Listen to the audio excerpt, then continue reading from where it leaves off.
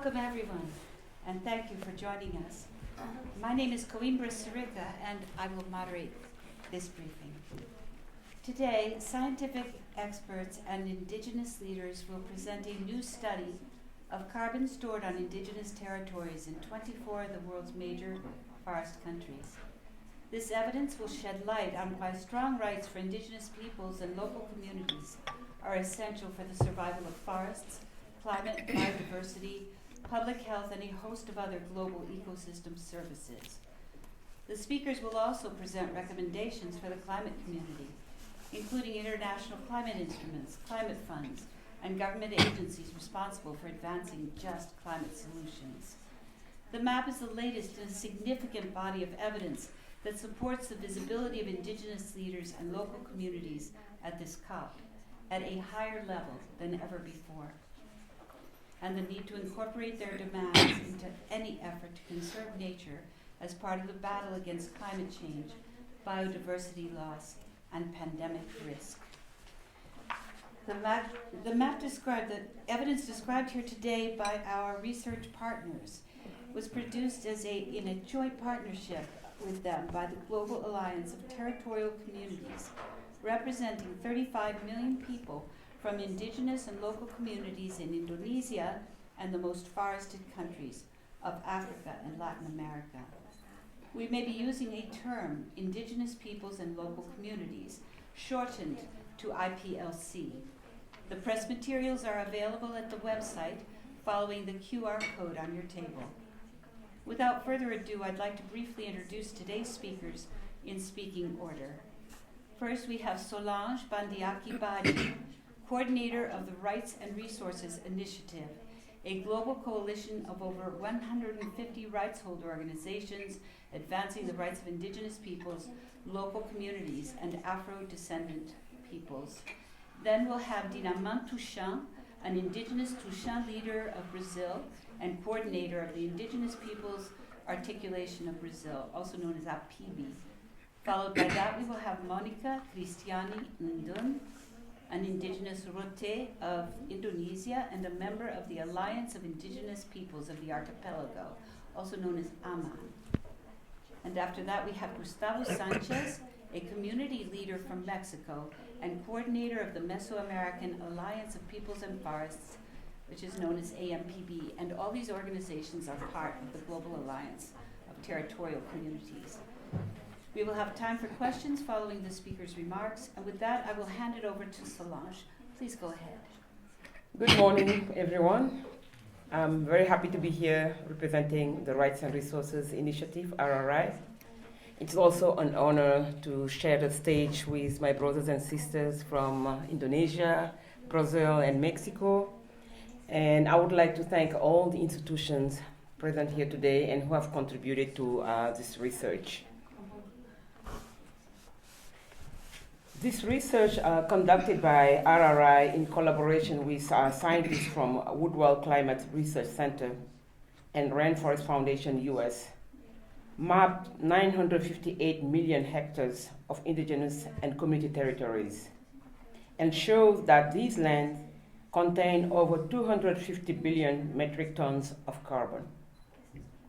However, our research also shows that these communities only have legally recognized rights to less than half of this area, 447 million hectares.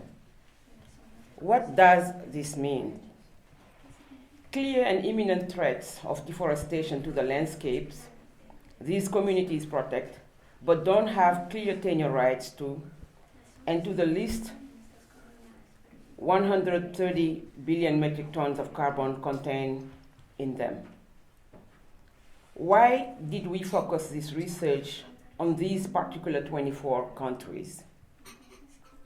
Because the Global Alliance of Territorial Communities represents 35 million forest dwellers in countries that are home to 60% of the world tropical forest area.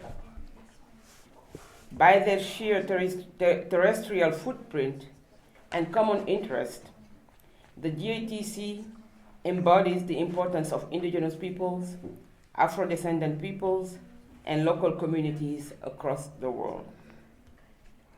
Failure to recognize their rights exposes them, all of their territories, and the carbon and biodiversity they hold to increasing deforestation and degradation. In addition, this risk increase in biodiversity loss, poverty, inequality and food insecurity, and rapidly reduced social ecological resilience, especially during pandemics. It is a shame, however, that despite the enormous implications these numbers hold for climate change, less than 1% of official development assistance for climate change mitigation and adaptation has gone towards recognition of community forest tenure rights and management projects. Of that, just 15%, 17% went to indigenous and community organizations for implementation, with the rest channeled to large intermediary organizations. So what is the way forward? Our colleagues at the GATC will talk about their vision for an alternative future, one that capitalizes on the immense possibilities of securing land rights for achieving global climate and conservation goals. RRI is proud to be working with GATC leadership and right holder members of our coalition to implement this vision. As you all know, GATC members are democratically elected representatives and the owners of over 60% of all tropical forests. At RRI, we have been also working for over a year now to establish a new mechanism to channel funds to indigenous peoples, local community organizations, in collaboration with Campaign for Nature, but also a steering committee composed of indigenous people from Kenya, Nepal, and Mexico, and Gustavo is part of it.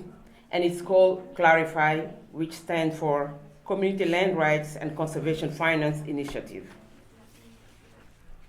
This has become all the more important at this COP because we have seen the 1.7 billion pledged to supporting IPLCs at the COP, yet a lack of clear mechanisms to channel this funding. We have also seen powerful actors jump into the global carbon market to compensate for emissions made elsewhere. Ultimately, we are saying that no climate solutions can work without putting communities at their center. They can no longer exist as a paragraph in your section on safeguard and risk, but they should be at the center. And I'll stop it there. Thank you again.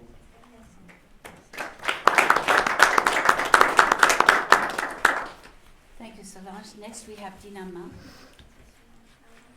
Tuxa. Please go ahead. Bom dia a todos e a todas. Eu me chamo Dinama Tuxa, atualmente na coordenação executiva da PIB, Articulação dos Povos Indígenas do Brasil, e na coordenação política também da Aliança Global dos Povos Indígenas e Comunidades Tradicionais. É importante colocar que essa aliança ela foi construída e criada e pensada, para fortalecer e unificar a luta dos povos indígenas. Há décadas, o globo, o mundo, vem pedindo socorro. Os líderes políticos de governo tentam buscar soluções para combater as mudanças climáticas e o aquecimento global sem muito sucesso. Acordos foram firmados e não foram implementados. Convenções foram criadas e não foram implementadas. E os povos indígenas sempre foram excluídos desses processos de construção, de alinhamento e de implementação. E a Aliança Global se cria com a MAN, a MPB, COICA e a PIB, com o único objetivo: combater as mudanças climáticas, dar visibilidade às questões indígenas e, principalmente, dialogar com os governos e colocar os povos indígenas no centro do debate sobre mudanças climáticas. Nós somos detentores de aproximadamente 958 milhões de hectares em 24 países analisados. Nós somos detentores também de 83% da biodiversidade do mundo. E essa aliança, que não é só dos povos indígenas, é a favor de toda a humanidade, é a favor da biodiversidade e principalmente daqueles seres que estão na floresta que não podem estar aqui falando. Nós somos seus representantes legais. E necessitamos que os governos e os países possam, enquanto negociadores e tomadores de decisão, possam colocar os povos indígenas no centro dessa discussão. Foram anunciados vários fundos nas outras COPs e nessa também. Mas, infelizmente, nós não vimos e não percebemos a eficácia da aplicação desse fundo, pois, como já foi apresentado, apenas 1% chega para as terras indígenas. E é já comprovado cientificamente que as terras indígenas têm feito a sua contribuição de forma eficaz. E nós precisamos potencializar e colocar os indígenas no centro da discussão e na tomada de decisão frente às mudanças climáticas. Diante disso, nós fizemos um apelo que os povos indígenas e da floresta têm um papel fundamental na proteção e apresentamos 5 princípios a ser seguidos.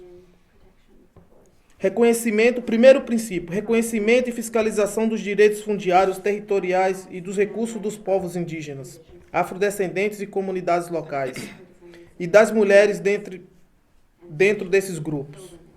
O segundo princípio, respeito pelo direito ao consentimento livre e prévio informado, onde os projetos podem impactar territórios comunitários. Terceiro princípio, aumentar o financiamento dedicado ao clima, à conservação e ao desenvolvimento e ao acesso direto às comunidades, a iniciativas que eles de proteção territorial. Quarto princípio, o fim imediato da criminalização, intimidação e assassinato de líderes indígenas, afrodescendentes e comunidades de terras e defensores de direitos ambientais. E o quinto princípio, a incorporação do conhecimento tradicional na política e na prática de mudanças climáticas. Os povos indígenas já têm feito esse trabalho, essa contribuição para a humanidade há muito tempo, desde que o mundo é mundo. E a nossa aliança tem buscado dialogar com diversos segmentos de governo e da sociedade civil. Estamos demonstrando o quanto é importante a participação dos povos indígenas nesse processo. E diante disso, nós estamos criando, lançamos um fundo comunitário para facilitar os povos indígenas ao acesso a esses recursos que estão sendo lançados. A captação de fundos para tirar a burocracia das comunidades indígenas a ter acesso a esse recurso e para que, de fato, esse recurso chegue dentro das terras indígenas. E é um fundo criado por indígenas para indígenas. Então, nós sabemos aonde está o problema e nós temos a solução. Porque se não fomos nós, quem será? Muito obrigado. Muito obrigada,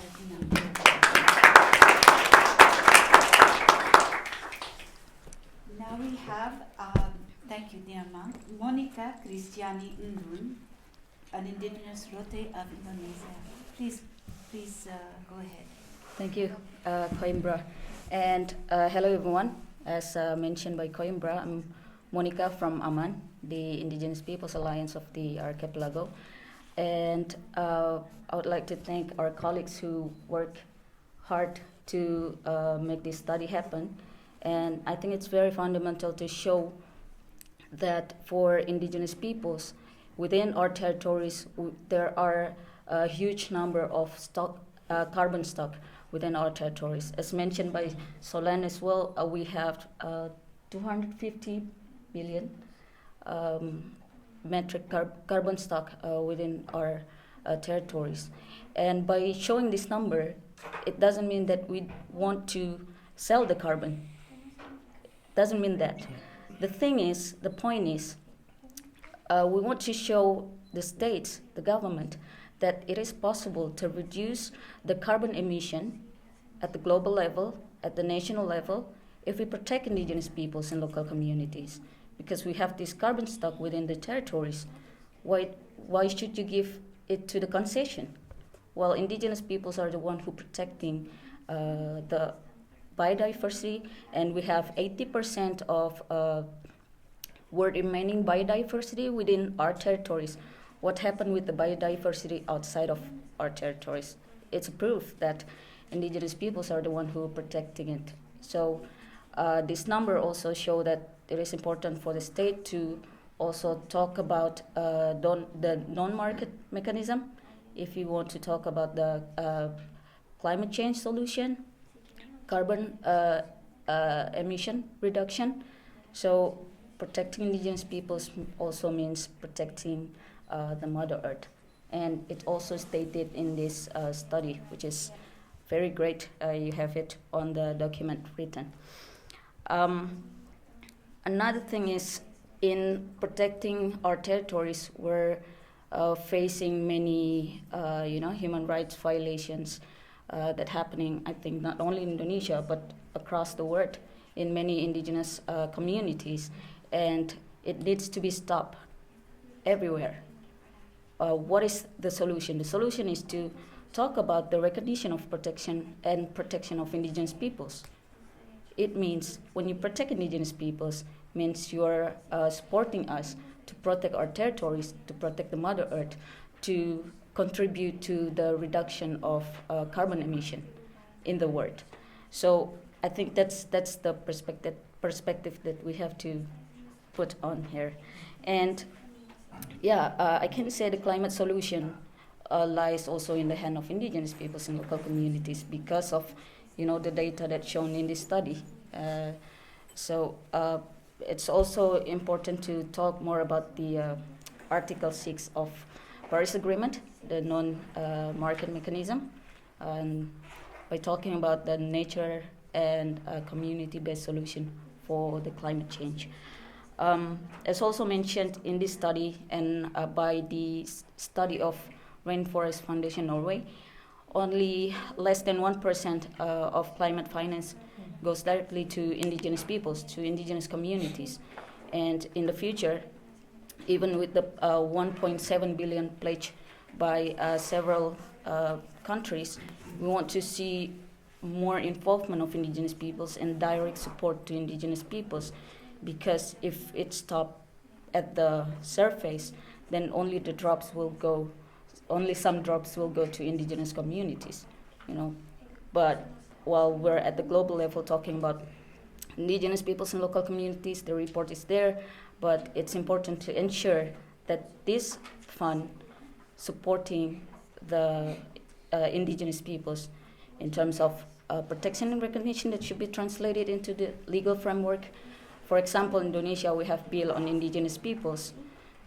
We work on that from 2009, even until now it remains a bill. So that's the thing that you can support, not only in Indonesia, but in every country, to ensure the protection and recognition of indigenous peoples. Because without that, we're now keep facing criminalization, harassment, discrimination, and threats, not only by the government, but also from the companies and everything, by simply wanting to protect our territories. So for me, the recommendation is to secure the rights of indigenous peoples together with the our land territories and resources. And with that means everyone, by supporting indigenous peoples, everyone also supporting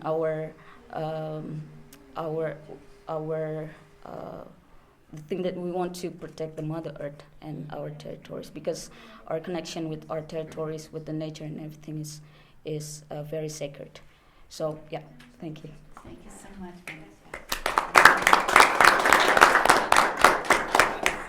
Thank you, Monica. Now we have Gustavo Sanchez. Gracias, Coimbra.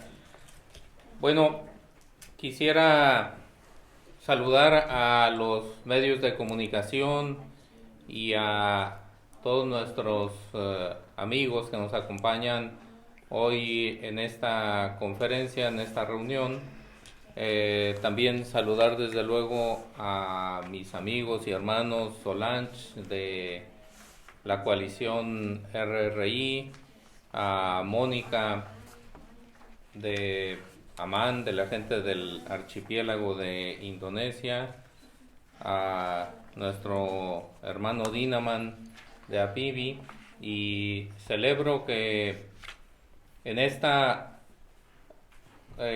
conferencia de las partes número 26, la Alianza Global de Comunidades Territoriales, con una representación de las regiones donde están los bosques tropicales más importantes del mundo, hayamos podido coordinar nuestras voces para tener más potencia en hacernos oír por los ministros, por la realeza, por los tomadores de decisiones que acuden a este tipo de reuniones, y que hayamos sido parte muy importante en que al segundo día de reuniones de esta cumbre se hiciera la declaración por los bosques y el uso del suelo, que ha generado muchas expectativas,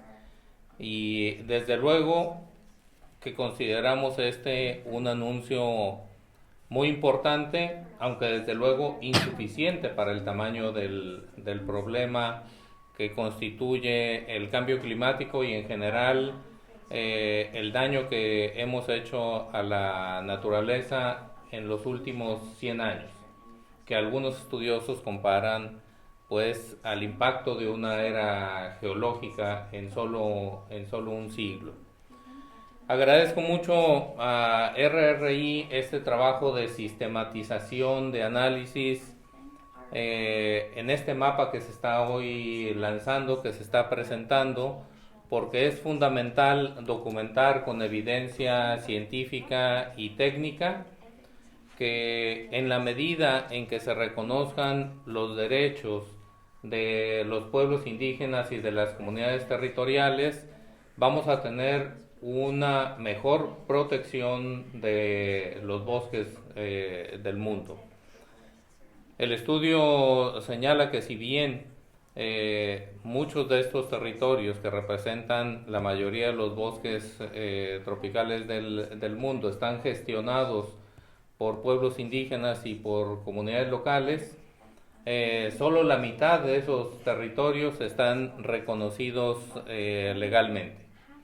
Y creo que hay que hacer una lectura cuidadosa también de este asunto, porque si bien los derechos sobre la tierra son la llave para otro tipo de derechos, la verdad es que tenemos muchos derechos en los países, el derecho al agua, el derecho a la biodiversidad, el derecho al carbono, el derecho sobre la reducción de emisiones, que necesitamos impulsar fuertemente para que no solo se reconozcan los derechos sobre la tierra, sobre la capa arable, digamos, de los territorios, y por otra parte se vulneren los derechos sobre los recursos del subsuelo, del agua, de la biodiversidad, etcétera, etcétera. Estos 5 puntos sobre los que hemos estado hablando, que es un llamado a la acción que hace la Alianza Mesoamericana, la Alianza Global de Comunidades Territoriales, significan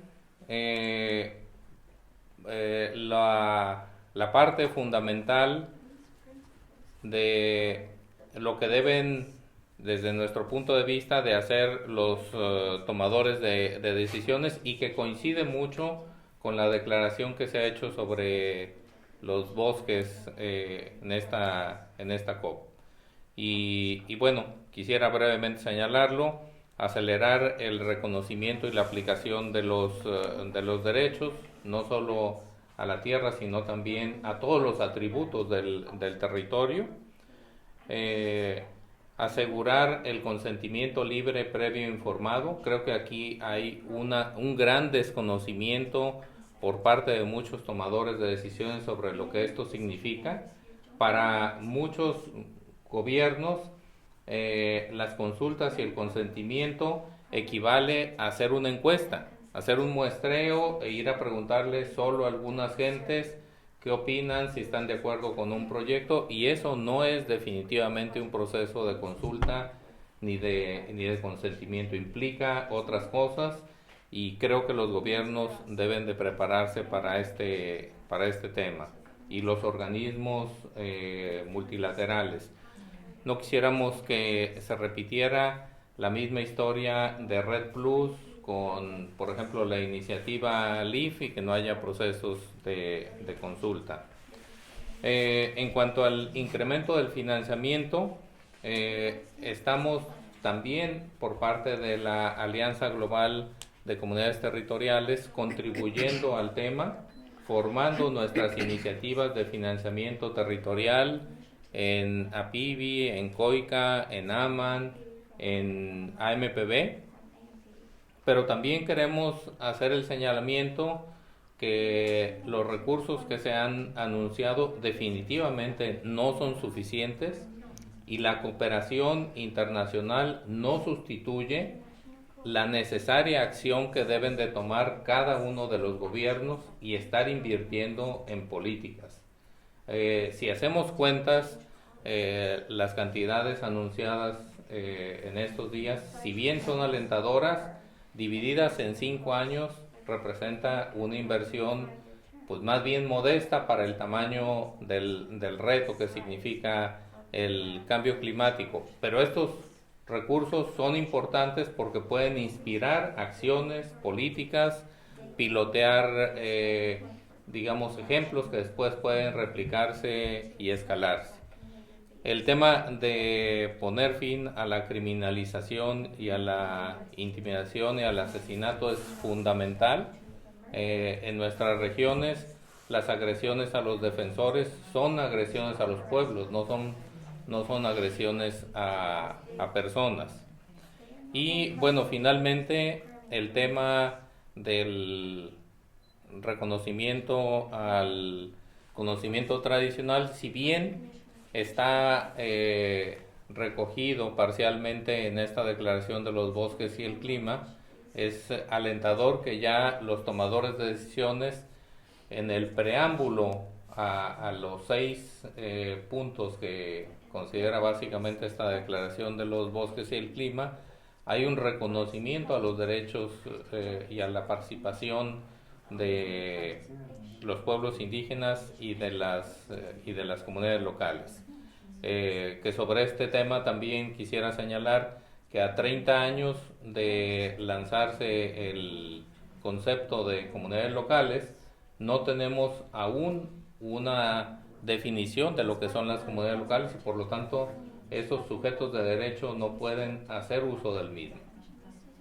Bien, yo quisiera concluir con esto, creo que me extendí un poco, Coimbra, una disculpa, y recalcar que estos 5 puntos es el llamado a la acción basado en la evidencia científica que nos está ayudando a sistematizar RRI. Muchas gracias.